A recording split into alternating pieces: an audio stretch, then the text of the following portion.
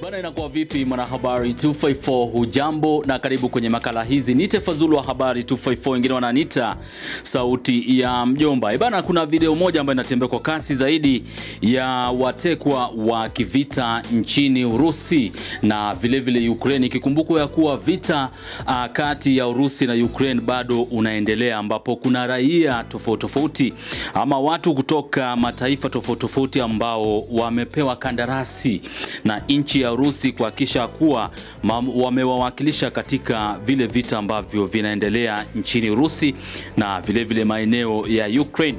Kwa hiyo kuna video ambayo inatembea kwa kasi zaidi ya baadhi ya watekwa wa kivita ambao walikuwa wanapambania nchi ya Urusi katika vita vyao dhidi ya Ukraine.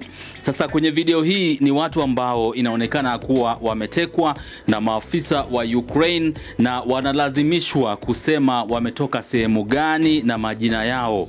Sasa kwenye video hii kuna baadhi ya Wakenya ama watu ambao asili yao ama kitovu cha asili yao ni nchini Kenya barani Afrika. Sasa video hii wengi wameongelelea, wanajiuliza maswali kibao kuhusiana na issue nzima, ambapo baadhi ya wale ambao wako katika video hii ni watu ambao wanatoka nchini Kenya ambao wanapiga mishe zao kule Urusi. Sasa inaonekana kuwa ni watu ambao waliajiriwa na taifa la Urusi kupigana vita vyao na nchi ya ama taifa ya Ukraine. Wengi wameongelelea issue hii kwa maana inaonekana kuwa kuna watu wengi zaidi kutoka barani Afrika na mataifa mengine ambao walitinga nchini Urusi kuhakikisha kuwa wameshiriki katika vita kati ya Urusi na Ukraine.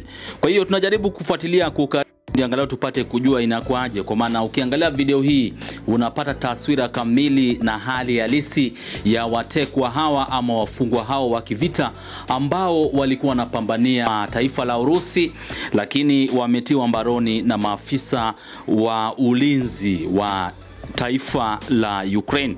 Kwa hiyo ningependa kukuwekea video hii angalau upate kujua hali halisi na baadhi ya Wakenya ambao wanapambana nchini kule Urusi katika vita kati ya Urusi na taifa la Ukraine. Kwa hiyo ni habari 254 Bonga TV Media, achia mbali simulizi KE, usisahau kusubscribe, kulike na vile vile kushare makala ambazo tunaweka pale.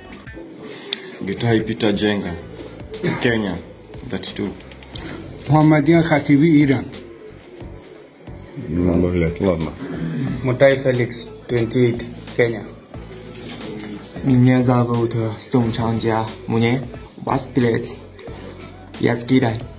Muhammad Kafarli Damian, Colombia.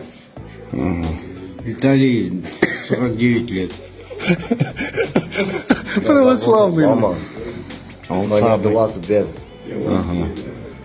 Меня зовут Моен Бан, 25, я из Китая. Меня зовут Инхан, 34 лет, Китай. Martin Manajega, 36 years, Kenya. Ayuba Yusuf, 30 years, from Ghana. Атеуртуа Андреа Алексис, Громче. я из Колумбии. Колумбия. Меня зовут Джон, 22. Понято. Меня зовут Ян Джинсен, я приехал в Китай 19 лет. Меня зовут Гансия, мне 30 лет. Меня зовут Зан Хао, мне 36 лет. Я приехал из Китая.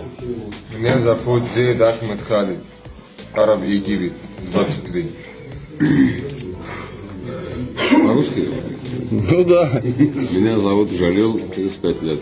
Откуда? С области Ростовской.